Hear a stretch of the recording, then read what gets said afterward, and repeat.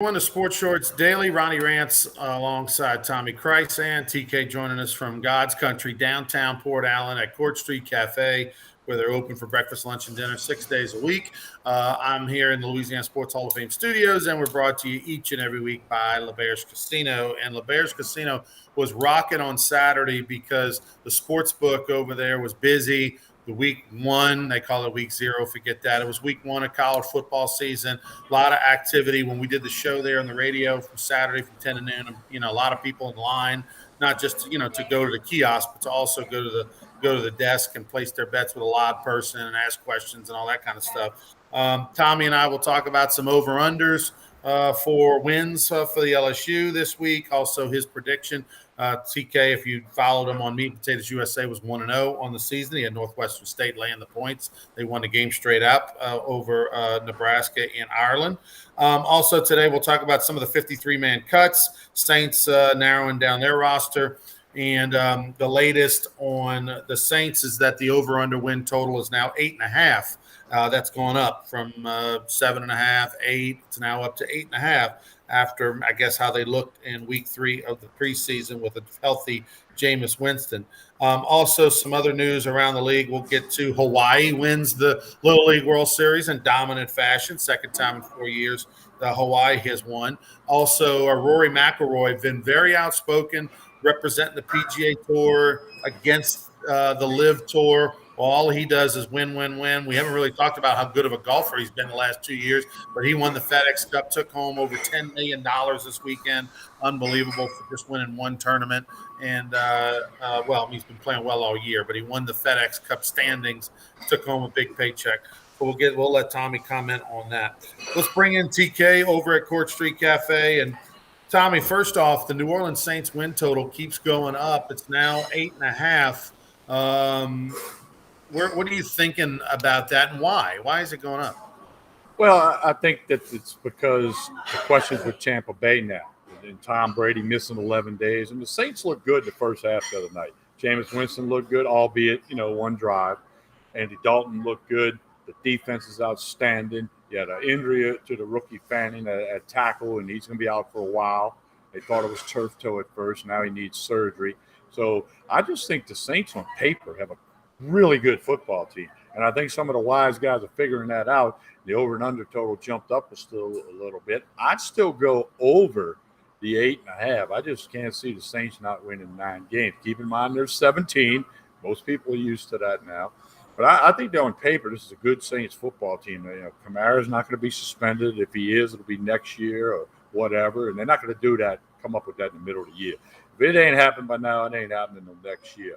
You got Atlanta and Carolina and the NFC South. That should be 4 wins for the Saints right there. Should be. And then if they've owned Tampa in the regular season, so they might go 5-1 in the NFC South. You don't think they could find 4 more wins? That would be my rationale there. Good morning, Jamie. Good morning, Chance. Good morning, Craig. Go ahead and share this video if you would, please.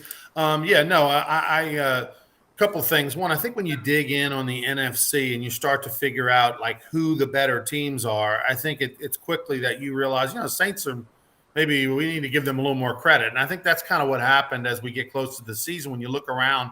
And clearly, Green Bay with Aaron Rodgers is like, everybody's going, hey, the Rams are back, won the Super Bowl. So, those are two, in my opinion, the top 2 teams over there. But at the same time,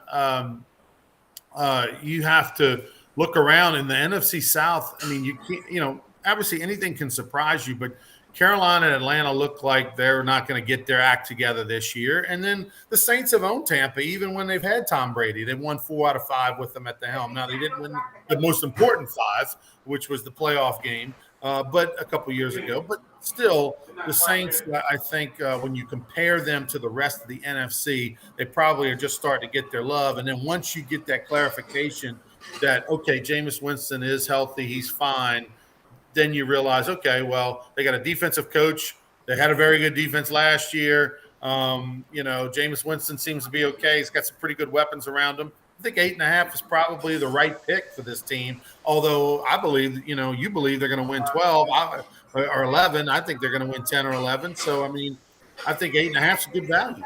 I really do. I think there's some value there, and that see some got some people jumping on that. Yeah, Jamie's saying I got the Saints for over 8 and to win the division. So that's good. If you can get them at 8, obviously 8's a push for you. And look, we had Joel Davis on Sports Shorts Daily, and of course he wears New Orleans Saints underwear, so he's a little bit biased, but he thinks they're going to win 3 out of every 4 games that Jameis Winston starts this year. Now the question is, how many games does he start in those 17? And that's a legitimate question. He's probably not going to play all 17, at some point with injury and whatnot. But I kind of probably buy into that they can win 3 out of every 4 that he does play, and that gets you to 12 wins basically. Yeah, I agree with that. Right now, it's certainly what it looks like. Stay away from the injury bug, maybe get a couple of the breaks, and win that game maybe when you didn't play your best. So a lot of layers here, but yeah, I think if you're a Saints fan, you got plenty of reasons to be optimistic. So the New Orleans Saints, one of the players they did cut. Now, granted, they had 80 players for their last preseason game. They got to get down to 53 by the end of Tuesday. But Adam Smith was an interesting cut. He was a guy who may end up on their practice squad. Who knows if somebody else doesn't pick him up. He was the running back out of Baylor. They offered him, I think they paid him $200 and something thousand, Tommy, guaranteed money. And so he got a signing bonus to go to New Orleans versus somewhere else for $200,000+, which was the most of any free agent guaranteed money, any free agent in the league this year out of college that was undrafted.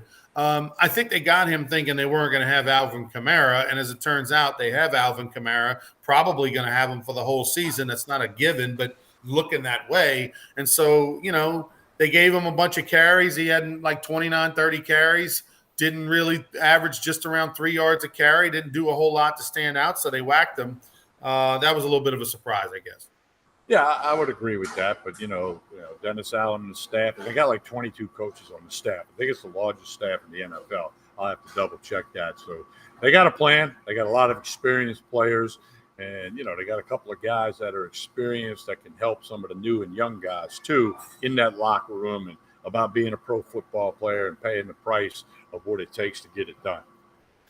All right. We'll be monitoring the waiver wire. We'll have plenty more on the 53-man roster on Wednesday morning. Once we know it's official, we'll also look around and tell you some former LSU Tigers. You pointed out a couple of guys from Louisiana Tigers you saw that got cut over during the weekend. Yeah, I did. I saw Trey Quinn, who at one time was an LSU wide receiver and then transferred out where to SMU or somewhere. SMU, yeah. Yeah, and then Puka Williams, who was a great running back for Coach Salt down there with Honville a few years back, went to Kansas and had some on the field and off the field issues. He was cut by the Ravens. I scoured the list last night, and that was the only 2 names that really jumped out at me at this point. Now, there'll be a lot more names today.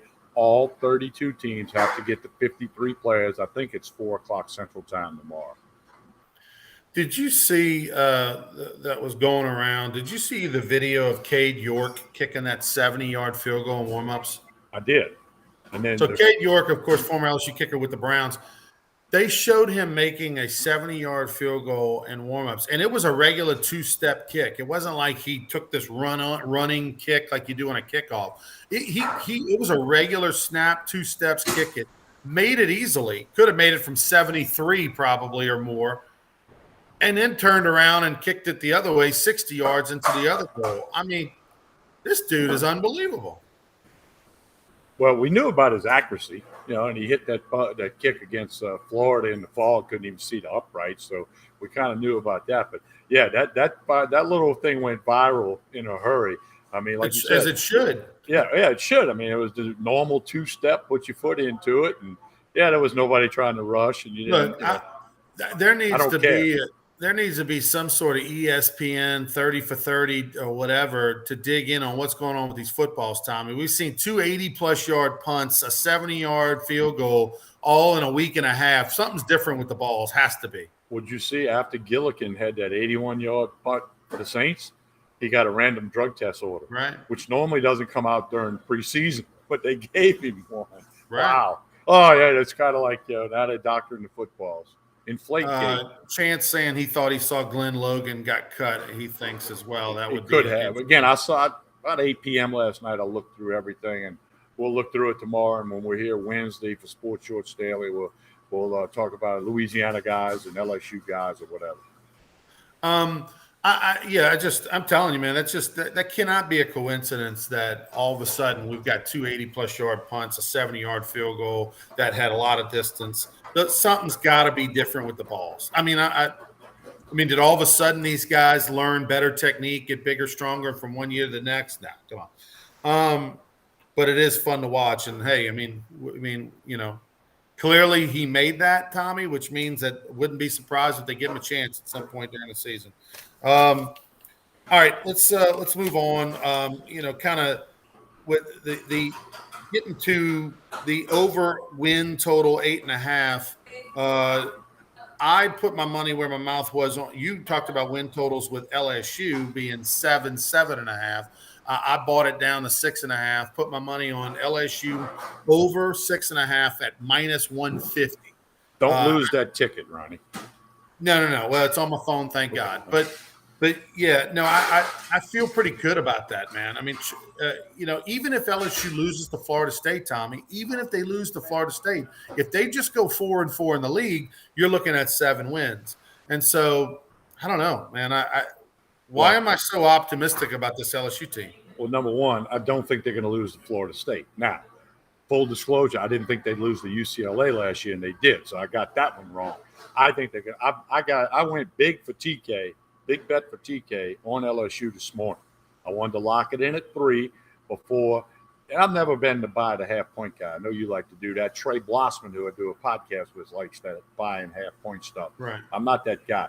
But I think that line is going to be 4.5 or 5 by kickoff. Yeah, Florida State won 47-7 the other day, but they were playing the Duquesne Dukes. I didn't even know what school colors were for Duquesne. Me neither. I did flip the game on. And the only reason I knew they were from Pittsburgh is I looked it up last week. I flipped the game on. I went, oh, okay, they got red in their main color. I didn't. Yeah, I knew I can't Duquesne say was I in knew Pittsburgh, that. but I was like you. I was like, are they playing Liberty? Oh, that's Duquesne. Okay. Yeah. So anyway, so that was like playing the air. All right. So we're not going to focus a whole lot on that, but I think LSU rock and rolls on Sunday. Jay Johnson. He's on hold the rope tomorrow night. But Brian Kelly's got a presser today at noon. There's a good chance he announces the starting quarterback. It's not guaranteed. And you'll talk about some other things. It's game week, although they began Florida State preparations last Wednesday, Thursday, putting some things in, which is typical. That's what teams do. And I'm sure they've cut up the tape from Saturday when the Seminoles won. The game's in the Superdome, 7 o'clock kick. It's the only college game on TV that night, so all eyes in the nation will be on Brian Kelly, be on the LSU team, and Florida State. So it's a great branding opportunity for LSU's football team, for the athletic department, and I think the Dome's going to be full. I think it'll be close to full, if not full. And now that Florida State won, they may bring a few more fans from Tallahassee for the Labor Day weekend, the long weekend in New Orleans. I look for close to a sold-out building for LSU this Sunday night. I watched a little bit of the Florida State game over the weekend, and the one thing that I guess the score didn't surprise me, although you said they didn't cover. The score didn't necessarily surprise me. I thought, obviously LSU's going to get some good tape on it. I was surprised that there was not a lot of people at the game. I mean, the crowd was not what you would think an opening weekend crowd would be. And I know that, I know that it's, I know that it's, Duquesne, and that doesn't get anybody fired up, but still, it's your first game of the year. But the one thing that's going to be interesting is Jordan Travis is quarterback for Florida State. He can really run, and that's what he does. And he's very manipulative with the football as far as pulling it out. Does he have it? Does he not have it? So that's going to be quite the challenge for an LSU football team, particularly game one, Tommy, when you go in there and you're fired up and you just flow into the football and you just want to hit somebody and all that kind of stuff. That concerns me a little bit because we saw him a couple of times, in that game, pull it out and they completely were fooled. They were going with the ball and he went backside with it. So, remember what quarterback from Ole Miss, my God, that's now with the Carolina Panthers. Matt Corral. Corral. Remember, how Ole Miss and that offense they do that sort of thing and how they ate up LSU even in that 19 year running the football against us. That to me is going to be a challenge for LSU. More than anything is making sure Jordan Travis has the football and does not have the football. Ronnie, there was another name on the cut wire. I think he was with the Saints. It reminded me of you. Guess who got cut? KJ Costello. The guy you said was going to win the Heisman after he lit up LSU. Yeah, thank you, Tommy. Yeah. I admitted that I thought LSU beat UCLA last year. I was wrong. So we even. You were wrong on Costello winning the Heisman at Mississippi State when he lit up LSU that day. But he got somebody's going to get fired for cutting KJ Costello. He's going to come back to haunt somebody in their career. Here we go. Look, I mean, I have never seen a player. And I know when you say I've never seen, somebody's going to come up with an example. And if you can, please do. I can't remember a player that went from the White House to the outhouse so quickly. I mean, we're talking about he was the talk of college football for a week. And he literally went from the White House to the outhouse. And then by week 3 or 4, he wasn't even starting anymore at Mississippi State. Like, what the hell happened? You throw for over 600 yards against LSU in Tiger Stadium, and then you just fall off the radar. Bizarre. Yeah, that is one of the all-time. We talk about meteoric rises. This was a meteoric plummet. I mean, goodness gracious. Well, good luck to KJ in the Regional Football League or wherever he's headed next. Somebody's got to put him on a practice squad, right? All right, so maybe he could play for the Rougarou. No, I don't want anything. I don't want to see him ever again. After I jumped on that bandwagon, he let me down like that. Talk to me about LSU -3. Why has this line not moved to this point? I mean, we thought after the Florida State game, maybe Florida State would get some credit, and all of a sudden the line would get even closer. It's been pretty sitting there right at 3. Well, it's sitting at 3, and when you look at the fact that LSU is not ranked in either poll. The nation has not bought into LSU. They've not bought in with the new coach, Brian Kelly, the new staff, so many guys from the transfer portal. The nation has not bought in. They're not ranked by the coaches poll. They're not ranked by the AP poll, the Associated Press. So the wise guys are in that category of just they haven't totally bought in yet. Now, I still think the line's going to go up a little bit before kickoff. That's just a TK guess. I don't have any inside info there. But, because Florida State kind of did what they were supposed to do. They were 43-point favorites. They won by 40. As Chance pointed out, there was horrible weather. The game was actually delayed against Duquesne. And then there was raining on and off during the game. It wasn't a Chamber of Commerce day by any stretch. But, so I don't know why it's sitting at 3. But it's been like that for months. So we'll see if my thought is correct that it'll change by kickoff, again, Sunday night in the Superdome. So, it's amazing when they made this matchup years ago, Florida State versus LSU, they never dreamed that either team would be not ranked. I mean, that's incredible. But LSU has been getting some people jumping on that bandwagon of late. We saw the comments from Herb Street last week that was all over social media where he thought that, LSU outside of Alabama and Georgia could be a team that battles for maybe the 3rd best team in the league. And other people kind of somewhat agreed with that, not laughed at it. I think that's a legitimate argument that you've got Georgia and Alabama are clearly ahead of everybody else in the conference, but then that's that battle between who's the next 2. And you can throw a lot of teams in that mix. But one team that you can't throw in that mix is Vanderbilt, Tommy. What the hell did Vanderbilt do to Hawaii? Like, that one was a shocker. By the way, Megan Making Money had Hawaii plus 8.5. So because she had them, I threw a little scratch at Hawaii. It made a lot of sense. It's Vanderbilt. They're on the road at Hawaii. They're going to be distracted. It's August. 8.5 is a lot. They played this game on the campus. They didn't play it in their normal stadium because their normal stadium's being condemned right now. So instead, they played it on basically a high school field. Yeah, well, I mean, Vanderbilt 63-10. And it brought back the comments from the SEC media days when the coach Clark Lee said, our goal is to be the best program in the SEC. Well, maybe he wasn't fooling around because 63-10, albeit Hawaii, but they did have to make the long airplane ride 6 hours from the West Coast over to Hawaii. So, they had to do it. So I'm glad for Vanderbilt. Greg Sankey tweeted out, "How about them Commodores?" I saw that tweet after that, Sunday morning whenever he put it out. But no, that's good for Vanderbilt. It's good for the SEC that they went out there and they won 63-10. We'll see if they can build on that.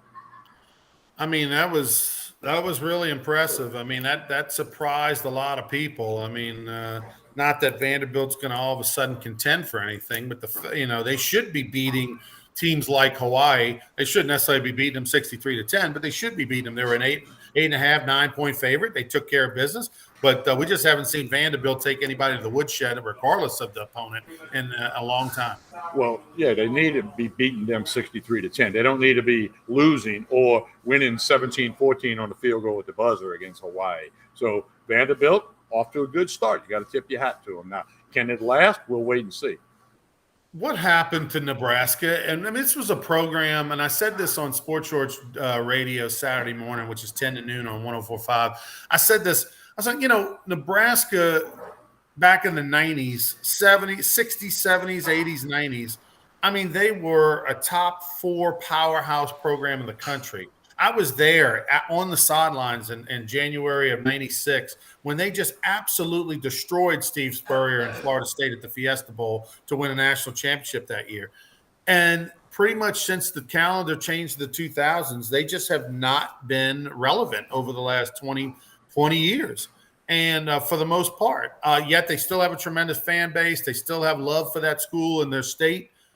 But man, as the Big Eight, once the Big Eight kind of went and it turned into the Big 12, it just hasn't worked for them. Well, and now they're in the Big 10 and it's not working for them. I mean, I remember in the 70s, Ryan, they came into Tiger Stadium ranked number 1, played to a 6-6 tie. Conway missed a field goal for LSU. The Tigers should have won 9-6. But no, what happened to them, same thing happened to Texas. The talent pool just went south. Nebraska always had 6, 7, 8 guys drafted or more. What was it? 2 years ago, Texas did not have a single player drafted. Last year, Nebraska had 1 guy drafted. The talent pool is just not there. Nothing else to do in the state of Nebraska except look at wheat fields. And, all of a sudden you got Omaha for the College World Series, and then you got Nebraska Cornhusker football, which went, 80 years without with a sellout. That got broke. But here's an interesting stat. Bo Pelini, who's been at LSU twice, he got fired. He had a record of 67-27. It wasn't good enough. 67-27. If Scott Frost wins his next 50 football games, 5-0, if he wins 50 games, he'll be 65-30. Not as good as Pelini when he got fired. So Frost will not be the coach next year. And if they lose to North Dakota this week, he won't be the coach the next week either. So, but you're right. I mean, Nebraska just went south. Just like you said, when they scheduled LSU Florida State, which is a return game to Orlando next year, I believe, they had no idea neither team would be ranked when the dotted line got signed on that contract. But Nebraska football, it ain't what it once was, just like Florida State. Bobby Bowden had one of the most talented teams, 10, 12 or more guys getting drafted every year, backup guys getting drafted, won a couple of national titles. They had a field goal kicker. They'd have won at least one more. Things cycle, things change. Look at LSU in the early 90s. They couldn't beat Southern Miss. Southern Miss beat them in Tiger Stadium. I mean, in the early 90s. I mean, things happen. I think that's what happened in Nebraska. The good for Northwestern, man. I'm always a fan of Northwestern. Me too.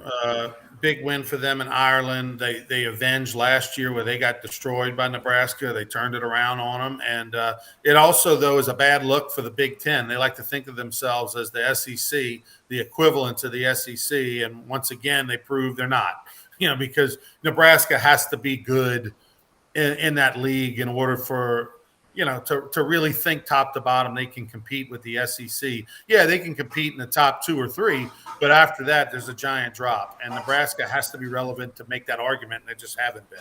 That's true. Scott Frost, I mean, you talk about a giant disappointment. And look, it wasn't a bad hire. This was the prodigal son returning home who had won a national championship at Central Florida. And it just has not worked at all. It's shockingly how bad it's gotten. I really am. I thought he was a decent coach. I mean, how could you not? And for it not to work at all, heck, I can't see a way, Tommy, where he's gonna finish the year. I would think he's gone during the year. Yeah, very possible. And as Chance just pointed out, his buyout goes down on October 1. Jamie says he might not make it to October. Well, I tell you, he loses to North Dakota this week. He won't make it to Labor Day, okay, which is next Monday, 1 week from today. So, well, I mean, if you're gonna fire him anyway, you just swallow it in September, and you get to October. Because look, there's no benefit to Nebraska by firing him September versus October from a standpoint of like the fans, whether they're going to come or not come, no matter what. So you gotta save the money and go fire him on the 8th. Well, there's a thing in the sports business world. That is which is going to happen eventually. Might as well happen now. Like if the powers that be in Nebraska's back room think 100% that they've got to fire Scott Frost, do it now. Don't wait till December. Don't wait till October 1st. Send a message now to your fans, number one, to the Big Ten, number two, and to recruiting that, hey, we're going to straighten this out. We're going to fix it up. We've got way too much tradition and history to blow an 11-point lead to Northwestern, who, like Nebraska, went 1-8 in the Big Ten last year, 3-9 overall. Let's talk a little golf for a minute. Rory McIlroy took home the FedEx Cup title, won $10+ million yesterday. I forgot how good of a golfer Rory McIlroy was over the last couple of years, because all we've been talking about is the things he says in the press conference and how he's been the big outspoken defender of the PGA Tour versus the LIV Tour, and has kind of insulted some of his old teammates on the LIV Tour. But, oh, by the way, the last 2 years, arguably the best golfer in the world. Well, he's been a great golfer for a long time. He's had his ups and downs like most golfers do, other than Tiger in his little 12-year stretch. But, McIlroy, I like Rory McIlroy. When he first came out, but he's kind of grown on me. And, I like the fact he speaks his mind. He speaks up for the tour. He didn't agree with the LIV stuff. And, oh, by the way, he can play. Funny, cute story, Ronnie. I think I told this before, but a good friend of mine has a little cafe down in Jupiter, Florida. Very similar to Court Street Cafe here in Port Allen. A little breakfast, lunch, dinner place, little mom and pop place. And Rory McIlroy lived like 2 blocks from there. And every time he came in for breakfast, whether he got a cup of coffee or he got the omelet and with hash browns, he gave the girl a $100 bill as a tip. No matter what his bill was, he put a $100 bill tip on that in this little bitty cafe that he was like 2 blocks from. By the way, that cafe was in the same little strip mall where the owner of the Patriots got caught in the massage parlor in Jupiter, Florida. They were 4 doors down from this little cafe. My friend has since sold that cafe, but Rory McIlroy would hang out, talk to people, take pictures, sign autographs. He seemed like he was never in a hurry. Now, he wasn't always in town, so it wasn't like an everyday thing. But if he was there, he gave the girl a $100 tip no matter what he ordered. Several times he bought everybody that was in there at breakfast. That's the kind of guy he is. And, oh, by the way, he's a pretty damn good golfer. Very good golfer. By the way, the PGA very much copying a lot of the LIV Tour stuff. We'll talk plenty more about that later. But it's amazing. The USFL did a lot to help the NFL players make more money, and I think that's what we're seeing right here. Is the LIV Tour is doing a lot to help the PGA golfers make more money. Now, will the PGA Tour be able to sustain that, Tommy? Becomes the answer. I get it that there's panic to make sure the pots go up and we get the golfers more money. Is that sustainable? Is it just simply the PGA body giving up more of their money back to the players? Or are they going to have to go sell more sponsorships? So they're going to have to, and maybe it's there, maybe it's not. Well, you're going to see a major marketing shift by the PGA Tour. They're going to start hammering money, prizes. And they got all kind of programs people didn't know about. There's a PIP program called Player Incentive Pool, where if you play an X amount of tournaments, you get X amount of dollars. Right. And they're going to up all of that stuff, which has really been hidden from the people. Unless you really, really got into the PGA Tour, you didn't know about things like that. They're also, Tiger and Rory got this digital league thing starting on Monday nights. The word money, or the innuendo of money, or the reference to money, is going to be a major marketing tool by the PGA Tour to combat the live tour, and they're going to change the name from live. We just don't know to what yet. So technically, I just think they're going to shift their marketing. They're going to start promoting their players, not just the McIlroys and the Jordan Spieths and the Justin Thomases and the Scott Scheffler. They're going to start getting that next wave of players a lot of publicity. You're going to watch the next spring at the PGA Tour how the other guys are going to get a lot of camera time. Instead of showing Justin Thomas walk up the fairway, they're going to show Ronnie Rance with the shot out of the bunker. So the public can learn who quote unquote Ronnie Rance is. They're going to change their marketing strategy. And I haven't really read anything about that, but that's just the old brain here thinking it out. Craig pointing out that Rory actually shot -17 for the tournament. Yeah, because they do the old standings and you start behind and all that. But 17, Scheffler shot -10. So beat him easily this weekend. All right, one last thing before we get out of here. And on Wednesday, we'll talk plenty about the 53-man roster with the Saints because we'll know what it is by then. The deadline is Tuesday. Put your money where your mouth is, by the way. LSU -3. Tommy thinks the line's going to go up. So if you like the Tigers, get the -3 now before it goes up even more. And the overall win total, 8.5 for the Saints. You got a week and a half on that one. But as far as this jumped out at me as something just worthy of pointing out.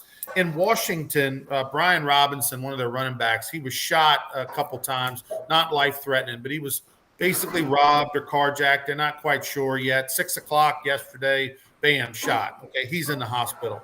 Marquez Callaway with the Saints, he said that, outside his house or where he lives on the street where he parks his car, he's had his window broken into 2 or 3 times in the last couple of months. All of these things is obviously a reflection of what's going on in society, particularly in the city of New Orleans, particularly in Washington, D.C. All major urban metropolitan areas, you have the same situation: a lack of police, a lack of enforcement, a lack of prosecution because people want to keep the jails clear.